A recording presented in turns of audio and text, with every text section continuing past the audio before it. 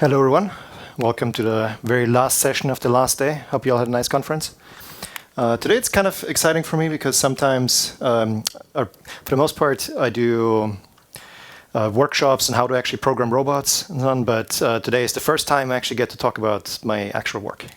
So I wasn't quite sure what the talk should be about. So initially I was planning on doing sort of half-half, controlling robots with Java and native images and have some cool robot videos sprinkled in between. After talking to some people at the conference, I think the GraalVM part is more relative. So I will keep the first part quite short.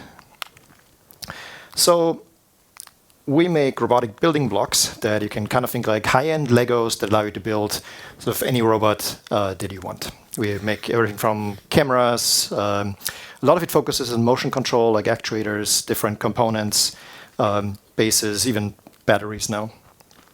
So we've been doing this for 15 years now. So we have some customers that have their own R&D department, and they just start with building blocks, and they do everything else themselves. We don't really have any insights into, or often no insights into what they're doing with that. Most people, they start with some sort of kit that we put on our website, and they just start with something that works. And what's most of our business, at least from a revenue perspective, is companies that have a certain problem. A lot of that is in the inspection sector that come to us and say, hey, please provide a solution for X. And sometimes that's a robot, sometimes it's not. We think of it more as tools. So here is an example of a customer, like they did all this themselves. They're just working off individual actuators. It's NASA Ames, and this is a prototype for a potential future Mars rover or mouse robot. And the idea here is that it can package really small, so it's very small payload size, and it is much more robust. So if you think of the current Mars robots, you have to be very careful. So they move a little bit, wait for the next picture, move a little bit, and with the delay to Mars, it can take a very long time. And for this robot, you can just throw it down a building and be a lot less careful. So originally, we worked on snake robots for industrial inspection and urban search and rescue. And hebi is actually the word for snake in Japanese. We thought we were being clever there. But it turns out Japan is actually a big market for us, and it's quite confusing. So the idea of hebi then was to build modular components that allow you to build any type of robot, something that's like really easy to use, and from research to all the way to industrial deployments. For us, that means we wanted to provide something where users can use what they're sort of used to in their everyday work. So, for example, mechanical engineers in the US often have like the only program language they know is MATLAB, and they typically work on Windows because that's where all the CAD software is. It's quite difficult, or it's a huge barrier for them if they have to switch to C++ and Linux just to get something running. So we wanted to enable this sort of plug-and-play configuration, no configuration, everything in a single process. And of course, the big problem there is with real-time control. So generally, if you work in robotics, people try to reduce the latencies as much as they can, and you end up with C++ running on a real-time Linux system, but it's quite difficult to work with. So we wanted to look at what are the actual deadlines, what is feasible, like how far can we get, how far can we push just normal operating systems. Here's another video. This is a class at Caltech where students get essentially like a bucket of parts. They have to solve some problem. And yeah, these classes are very popular with students. So there are similar ones at TU Munich, also Carnegie Mellon, and in Singapore. Like it's kind of all over. I will go through this very quickly. If you have any, if you want more details, just go on this blog. So if you run Azul's JHiccup tool, I don't know if you've heard of that, but basically what it does is it sleeps for 1 millisecond and then records when it wakes up, and then you get a jitter of on Windows. Windows is not really known for real-time guarantees, but if you do this for 24 hours, as long as the operating system is not really completely like CPU bound, you're seeing like 15, 16 millisecond pauses at max. Then Mac slightly better. Actually, this only shows a 10-minute view. And if you look at 24 hours, it's on the order of like 8 milliseconds. And Linux, you can go down to maybe 1, 2. If you get into the real-time Linux parts, you're talking about 120 microseconds. And if you look at an actual embedded RTOS that is like dedicated to this, then 99% is basically not measured, or it was below 250 nanoseconds, so below what we can measure. And maximum was about 5.5 microseconds, so another 2 orders of magnitude below. And yeah, jitters, it's not Gaussian. Anyways, look on the website if you want more, if you have questions on that. Here's a robot that can, like it's a pipe crawler, so it can push out the pipes and then drive along pipes. And one of the problems if you are working inside pipes is if you have bends. So there's a capstone effect that if you go into, depending on where the bends are, like around 2 bends, essentially no matter how hard you push, you will not be able to get to move the tether. So we built this system that actually connects multiple different pieces where you can leave them in the corners and then they can do the tether management for you. So we can go much further and across more bends. Here's a magnetic crawler that can crawl on walls, anything that's magnetic. We looked at UDP latency as well, because we wanted to use just standard Ethernet rather than some of the much more difficult to work with industrial standards. And it pretty much works exactly like we'd expect in theory. The jitter essentially wasn't really measurable. We looked at what happens if you broadcast to 40 devices, they all respond at once. And it's pretty much like what you would expect in theory. Like you get a few individual packets, and then they just get buffered by the switch, and you get them as fast as your bandwidth will allow. The biggest problem that we found was actually in the receiving stack of the operating system. So the blue line are 2 embedded devices connected with 100 megabit Ethernet, and then red and yellow were actually Windows and Scientific Linux. And basically all the jitter just came from the receiving side of things. So that's why if you work with the industrial standards, you need special equipment to do kernel bypassing, user space drivers, and so on. Anyways, so what do we actually need? The requirements depend. So here's a robot that is essentially statically stable. It was originally developed for inspecting landslides, and you can extend different arms, different configurations, and so on. But if you look at this, you could essentially have a complete failure, reboot the computer that's on there, and nothing catastrophic would happen to the robot. So the deadlines are quite high, or there's no deadline that is a full failure.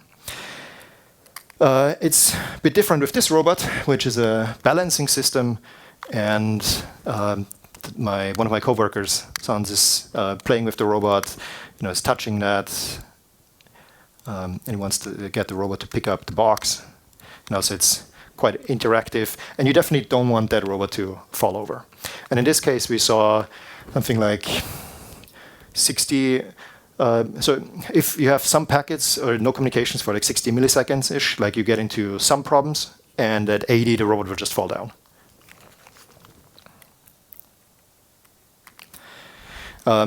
So in robotics, you talk generally, you have different levels of control. So you have your high-level control, like task planning, what do you even want to do. Then your low-level control, which is like your set targets for position, velocity, torque, and things like impedance control. Don't want to get into all that, but and then on sort of the lowest level, you have device drivers. On the top, it's usually sub 100 hertz. Deadlines often don't matter that much. Low-level control, you're talking about like something like the robot earlier. If you say below 20 milliseconds, like I have not seen a system yet where anything under 20 milliseconds really made a difference. And then for device drivers, this is kilohertz and beyond. Like some field-oriented control motor drivers, they run at, I think, 100 kilohertz-ish. So the way that we've designed the system is we have distributed RTOS, so embedded chips in every actuator or in every component that we have. And then we communicate with UDP, in specifically protobuf, and then on the high level, we can get away with much higher latencies, and we can run that on almost anything. So here's a, well, I don't want to call it robot, but somebody took the actuators to make a retrofit self-driving car. And that was actually like 10 years ago. I don't remember what the exact use case was, but I think it was something like military vehicles that then go into minefields and you don't have to have a person sitting there. Yeah, actually, when we saw this, like our engineers were all like, "Oh, this is really cool," and then our CEO looked at it and was like, "I gotta contact our lawyer and talk about liability." So where does Java come into all this? So it's traditionally not a language that's used in robotics very much. And for us, actually, the big thing was MATLAB. So MATLAB is a lot used for like offline research, not so much for communicating with robots. But they have a nice Java interface. And if out of the box, MATLAB comes with Max and C++ and Java. And the C++ interface had some other limitations that made it more difficult to sort of create a nice API for it. And with Java, you have a very nice, like, seamless integration. So I'll go for a demo.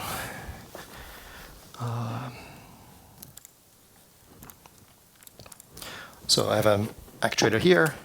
Actually, let me show this. So this is a JavaFX UI where I can show different, different live plots, more for debugging, and something, for example, that's cool. I think.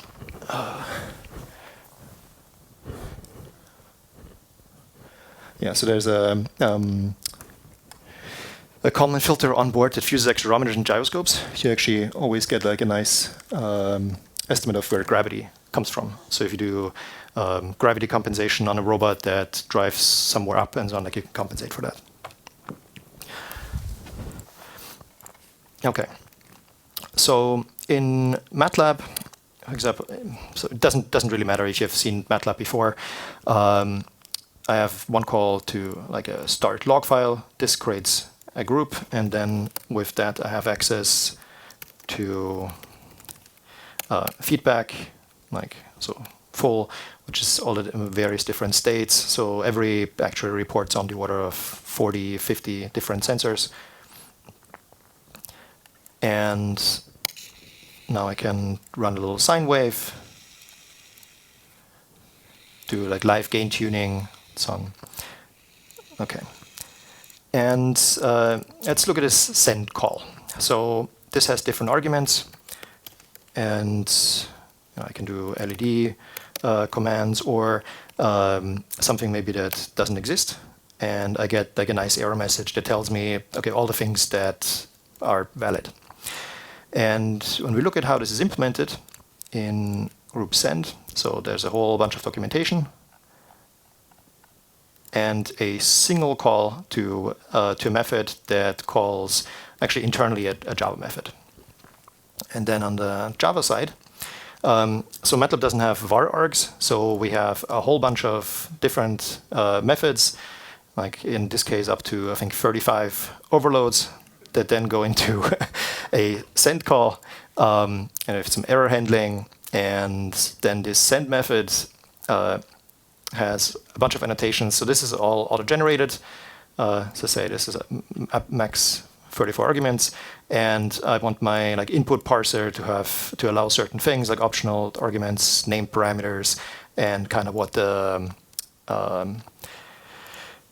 type should be, and whether it should be visible if users enter something bad. Okay. Since it's a bit too difficult to set up, like here's a bit of a more involved setup. So we can also do a full 6-degree freedom arm, and we have a mobile application that uses ARKit, ARCore, and then you can track that, and you can use the input from the mobile tracking to control a 6-DoF arm. And we have like different kinds of log viewers, a lot of visualization stuff. Okay, actually, this is one I can show real quick. So if I turn on the mobile application, like it shows up on here. And I get some latency information. So now this is Wi-Fi, like the blue dots are the round trip time. On like non-Wi-Fi, this would look much better. Anyways, and then you can, no, here, air pose. So I can move the phone around. And so I've used this for things like walk around the apartment and like map my Wi-Fi signal. So you can always see what the latency is, how much packet loss you get. So.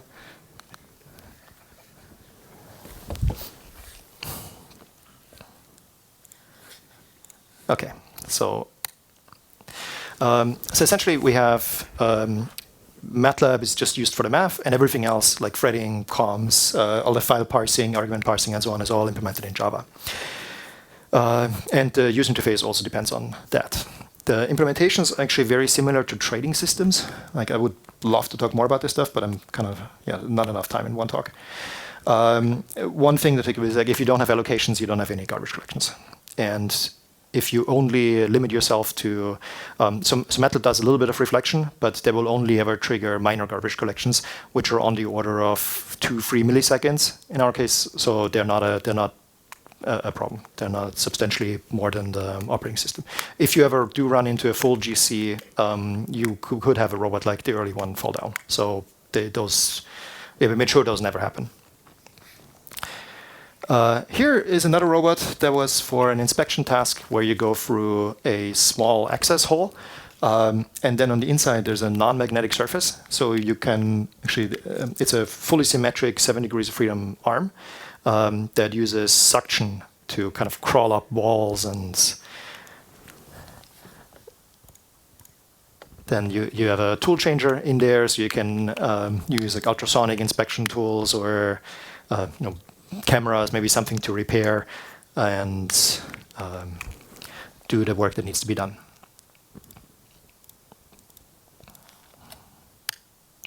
So let's talk about API implementations. Because we don't just have a MATLAB interface, we also have ROS, like robot operating system bindings that go into C++, and a Python interface that allow you basically to do exactly the same thing as well as the Java side. So, and that means we have two fully sort of concurrent implementations of everything from inverse kinematics, trajectories, all of that in both Java and C++. So there are no interdependencies in between those. And for some cases, like 90% of it, we just completely maintain ourselves and we wrote our own math libraries. But there are some things where we need external libraries. So occasionally we come across this thing where it's like, can we unify this somehow? And option one is kind of the more, let's say, sane or traditional approach, which is we just have everything depending on a C library. But there's some problems with that. There's a reason why we didn't choose C++ in the first place.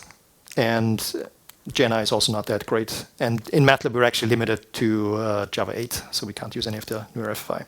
But the biggest problem is actually this doesn't have enough access for, like the UI that I showed earlier has various things like firmware updates and some that are obviously not in the public API. And since we wouldn't add those there, we would have to implement half of the stack in Java again anyways, so you're really not getting all that much. So it's a lot of effort for removing only part of the code. Second option would be, theoretically, it should be possible to have your Java export a C library that acts exactly the same. And the reason why we go from C++ to C is because C++ doesn't have a stable binary interface, so it depends on your like compiler options, with compiler you're on, and so on how names are mangled. So in C, everything needs to be everything has to be a unique name, and C++ has namespace, and so on. It kind of depends on how those things are mapped. Anyway, so this is a more standard way to do it. You just have one single C library that then gets wrapped everything else. Anyways, so the question here is this a sane thing to do? And there are a lot of questions like, are native libraries ready for production? There are very few resources. What about future support? It's kind of a cumbersome testing cycle. they're not. So most of the types, if you have, for example, a car star in C++ or C, that gets mapped to a C char pointer type in GraalVM. But there's some types that are not being mapped, like, for example, size T. And then we only have basic GCs, isets, and so on. Like, it was not that clear on how to use that initially. So let me take a step back and talk a little bit about other native image things. So some other things that we have done, sort of when those questions came up, is one. So as I said, we use protobuf, and we have a zero location environment. So means we can't use protobuf Java. So we actually created a completely custom implementation of protocol buffers that uses zero locations and no reflections. So, and that has a plugin, and so the protobuf compiler parses the files and so on, and then that calls your compiler. And we used to do this with various kinds of scripts that then called Java in the back and so on. And this actually took it down from, I think, 10 seconds of generating all the different files to instant. Anyways, we also did a few things, like compile things down to a Raspberry Pi, and so that you don't have to JIT compile anything on there. This is another system where this was a project for Chevron, where they wanted to have positioning on for the various kinds of sensors. So this is called MAPS, absolute positioning system, where you can touch 4 points on elbow pipe, and then attach whatever sensor you want, and then you can get a, let's say with UT, you can get a corrosion map in both 2D and 3D. And this is interesting for refineries, for example, because most of the wear or corrosion that you get is where the flow sort of changes direction. So not that much in just straight pipes, but any sort of bends. But they are traditionally very difficult to inspect. Anyways, so you can see an iPad app on here.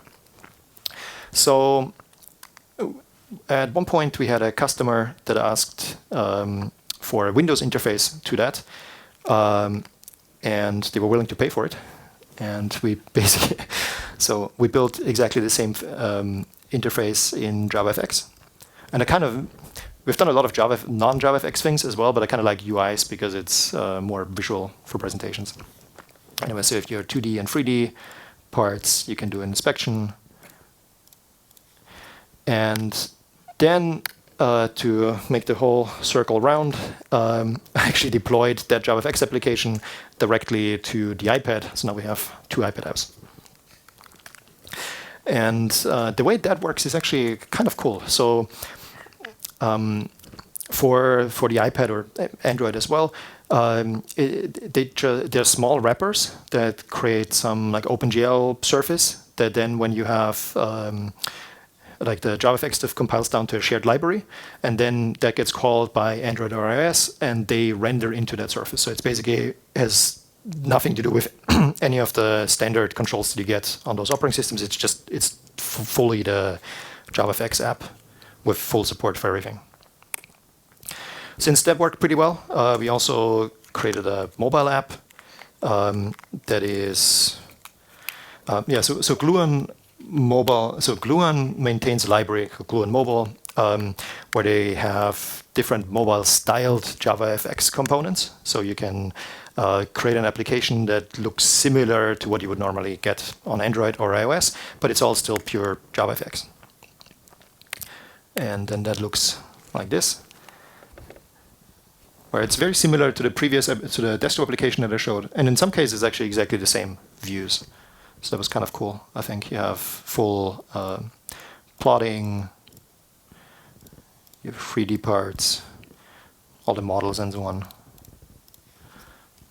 Okay.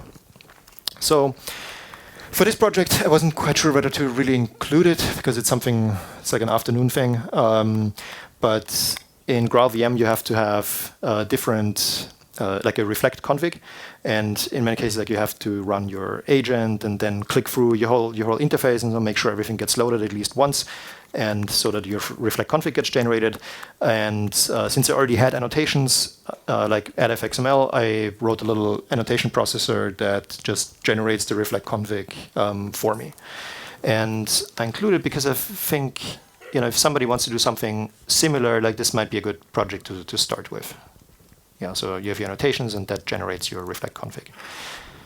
They actually changed the format in the recent versions, but the old one is still compatible. Another cool thing was live deployment. So in JavaFX, you have fxml files that can get loaded at runtime.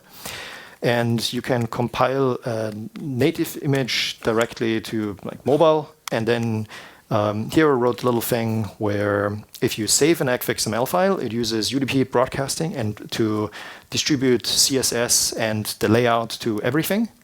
So you can actually have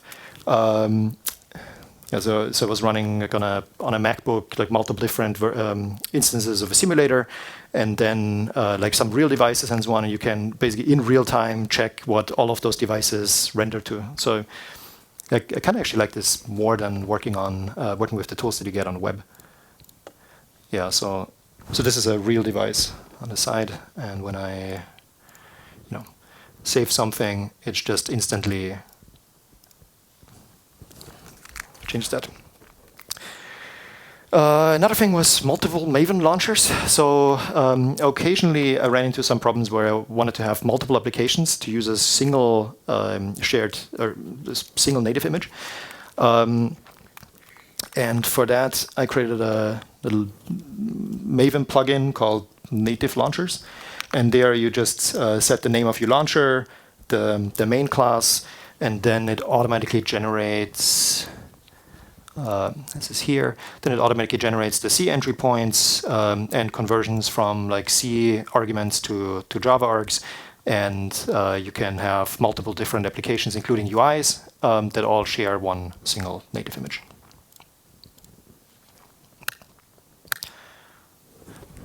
Haven't seen robots in a while. So here is a much larger, sort of the big brother of the initial robot that I showed.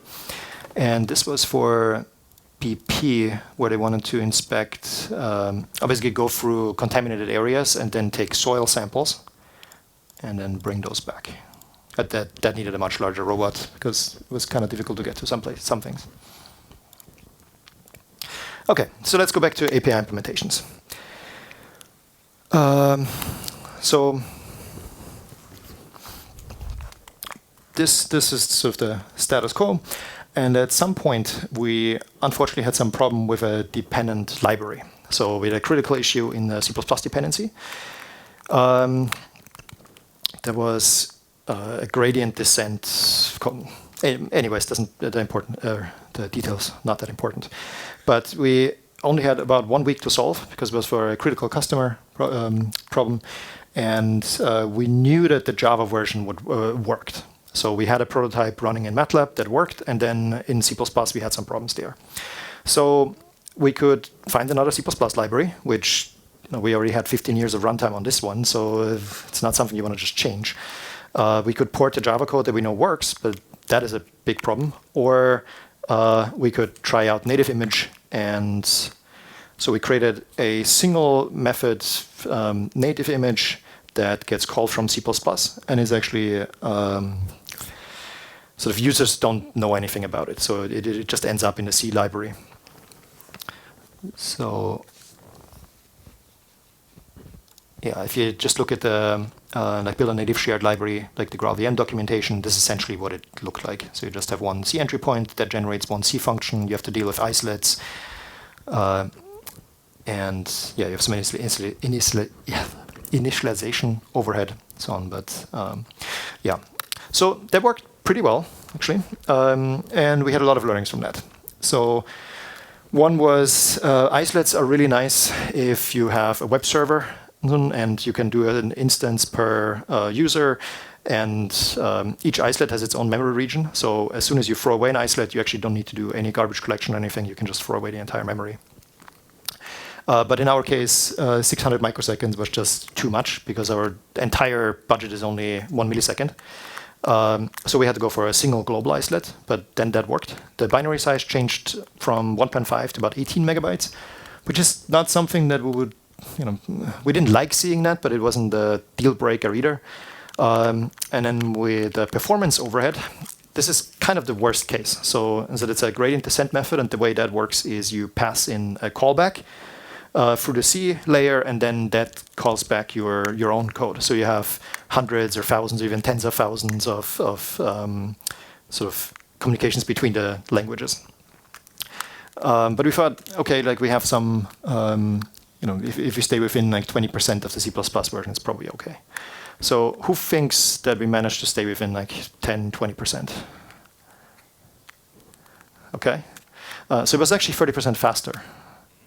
So I don't, it could be because it was potentially a different algorithm. Maybe the algorithm was simpler or something, but yeah, it eliminated our performance concerns. The one thing that was kind of annoying was that you don't get a static library. So GraalVM currently has statically compiled executables and shared libraries, but no static libraries.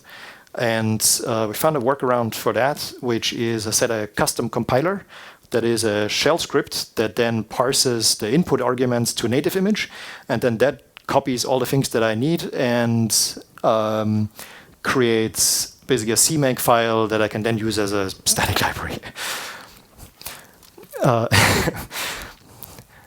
I thought it was a little bit hacky, but it works pretty well. So let me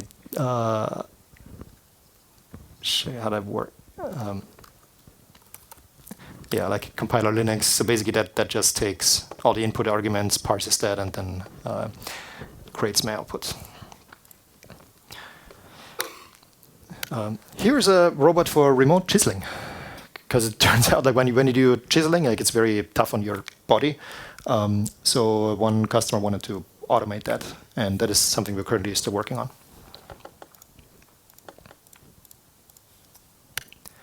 Okay, so what are the next steps? Can we use this somehow and map a more complex C API? How about something that requires enum, structs, opaque pointers, like some like full featured API where you need to do exception passing and so on. And the heavy C API is way too complex to try directly. So we thought about, okay, what else can we do? And what we've been wanting to do for a long time is have a library that allows us, or some way to access all the plots and like 3D parts of the user interface I showed earlier, but directly from C++. So something, you can have passive plots running in the UI, and that can show you a lot of different things, but it gets very complicated when you want to have, let's say, multiple robots in one slot and then combine them in some way. And yeah, anyway, so we wanted to make those plots available from all the different languages. And let me show you a demo for this. What we came up with here is, so this would be a C interface, like all the names have to be uniquely named. You only have isolates, like object handlers and so on, like you lose your typing information. You have to deal with exceptions and so on. Like maintaining just like the raw GraalVM C entry points is quite a challenge. But we created some other annotations, like my clib class, some comments, and different kind of method flags, like is that method allowed to throw anything? And from there, we can automatically create a wrapping C API that then generates also an API JSON file. So I have all my different methods, all my everything. So the generated C code then looks something like this. So I have my, let's say, grid window, like a line. We do have full inheritance. So there's some like doing inheritance in C gets kind of a bit weird, but it's possible. Anyways, so then that creates an API JSON file, and from there we can generate bindings for various different languages. And so now let me show you this one. So this is C++ calling into a native image that runs JavaFX charts, and this. Actually, I didn't mean to show the fast version yet.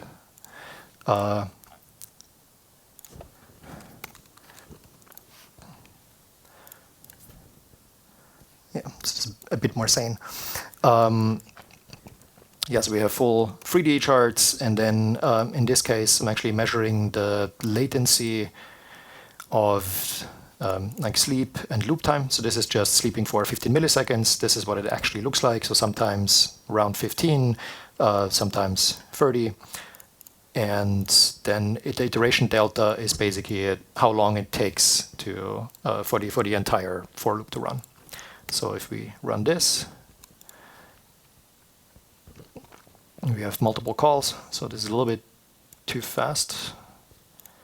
So we are on the order of like 4.5 microseconds per loop.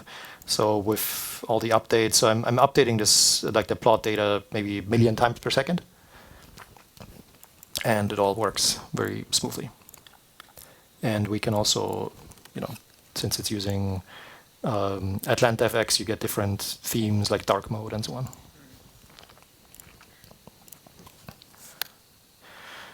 Okay, to recap, so that annotation processor creates the whole C entry point API, then creates wrappers that don't have the isolates.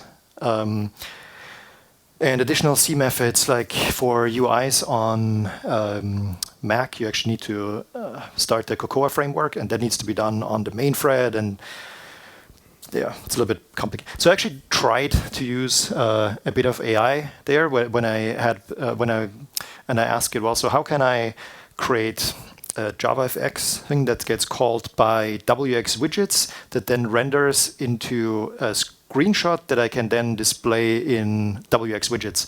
And whenever I provide enough context for it to be useful at all, it eventually switched to like, don't do that, it's too complicated. Okay, yeah, and then the binding generators that generates the API JSON file and deals with all the exceptions, inheritance, and so on, and some documentation. So theoretically, you could use a Rust library that now can plot JavaFX things. Yeah, and here is a video of it basically running on all the different operating systems. So here we have Mac and Linux. How am I doing on time? I think I went through this a lot faster than I expected. Well, I can show some more videos. So here's another cool video that's an underwater snake robot that, yeah, like a research project. Any questions?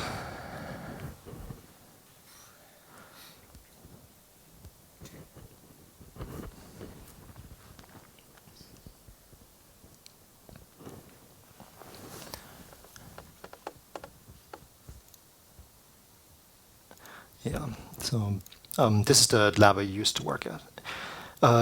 Also, this one, it was a while ago, but for example, this was a robot at the front. I think it's called a penetrometer. And this was for figuring out different strains of sorghum plants. Yes? You mentioned that you called into C from C++ and then back into C++. Yes.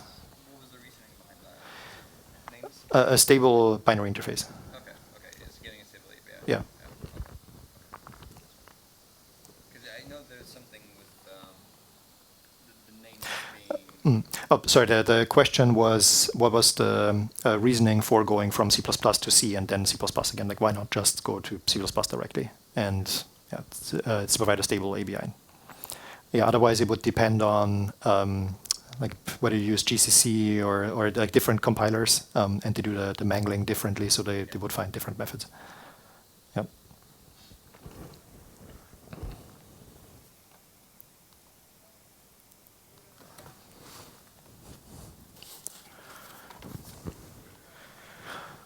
Well, every time I went through this talk, it took me more than an hour. So I don't know. Somehow I'm. Anything anyone wants to see? Oh, maybe let's see if we can create a custom API. So let's say we want to have a devox class, and that's my clib class. It's called a devox, and we want to have a, let's say, constructor that takes, I don't know, like int. I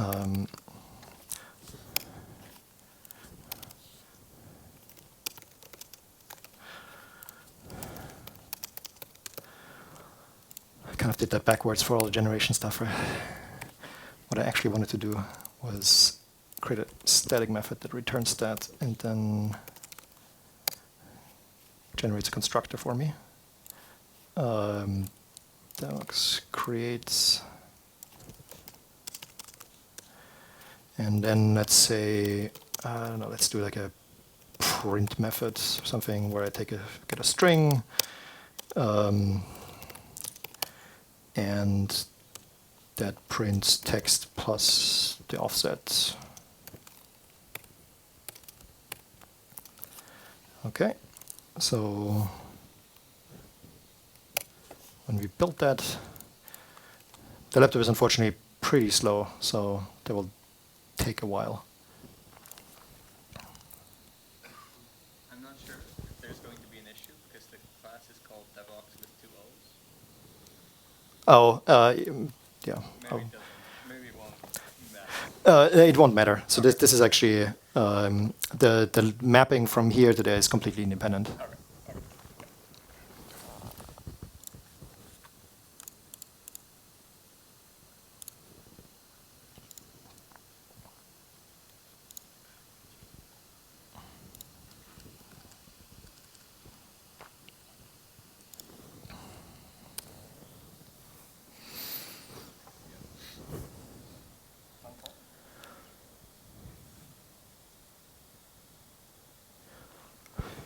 Oh, okay. I think that will actually take like 6 minutes or so.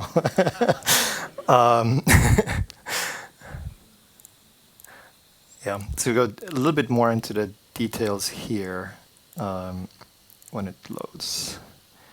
So let me look at some inheritance. So we have the chart.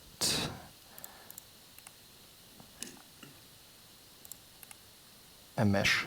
So mesh extends from like object 3D that has its own like methods. So like setting, what's object 3D here? So setting orientation, setting translations on, so you can move that around in your 3D chart. And then this gets called, where's the,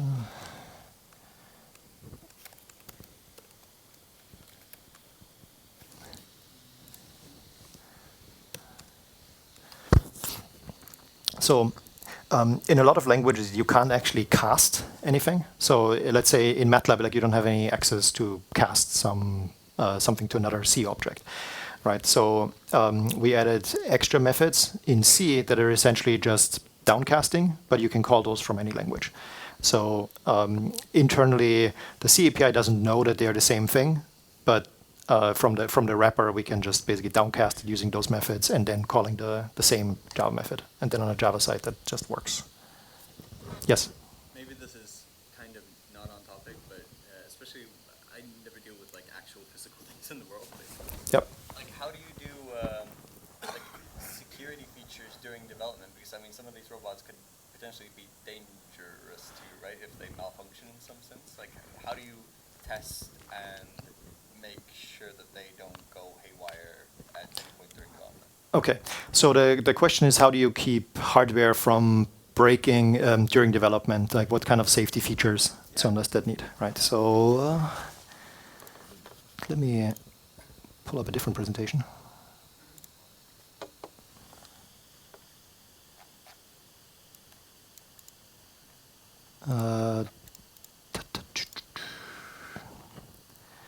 Okay, so for example, there's a thermal model on board that, like, no matter what the inputs are, it automatically scales down the power of the motor itself. So basically, no matter what your inputs are, you could go completely random. It will automatically scale it down, or basically give you a best effort. So for example, let's run this demo again.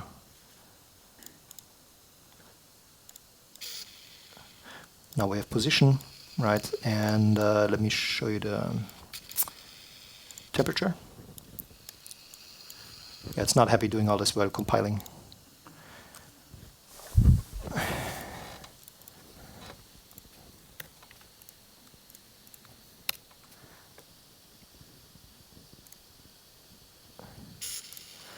Okay, so now if I change my gains to be something ridiculous, the whole thing becomes unstable, and you see the winding temperature in red go up, but it never crosses the point where it would actually kill the motor.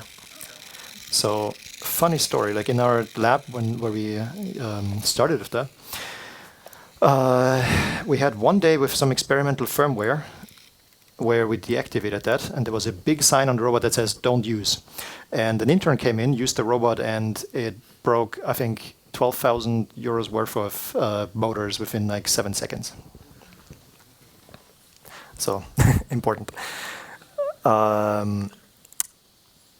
Yeah, and then there are multiple other safety things as well. So like, let's say your script dies or your program in general dies, the robot should stop operating. So we actually, what's commonly done in industry is that you have like a deadline. You have to send a message every 5 milliseconds or something, and if that's not good, then it just turns off. And what we do is we send a command with a lifetime. And we just say, okay, this lasts for the next 100 milliseconds. If you don't receive a new one, just turn off. So basically, you can make it more application dependent. So something where the application is much more latency or much more sensitive, you can reduce that. And for some other things where it doesn't matter too much, you can just crank it up. There are also things like voltage compensation, like you can run it off of battery power, and you don't have to retune your gains depending on the voltage, so on. Yeah, or like safety, speed constraints, and so on. So we try to be, basically we often get like students without any experience just working with them, and it's really important to have some of those safety features. Yes, I can especially imagine, especially with like that robot, like with that child and that balancing robot. Yeah.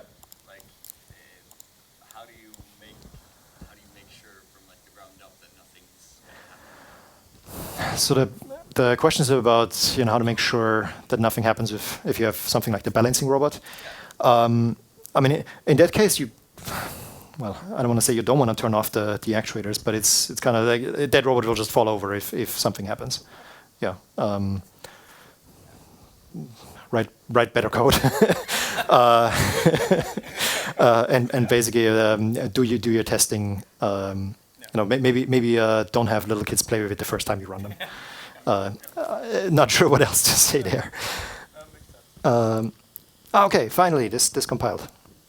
Took 5 minutes. Okay, so now we have main, and let's see if we have our DevOps class, and we want to start that if, 42, and then we have our print, hello DevOps, and now if we run this,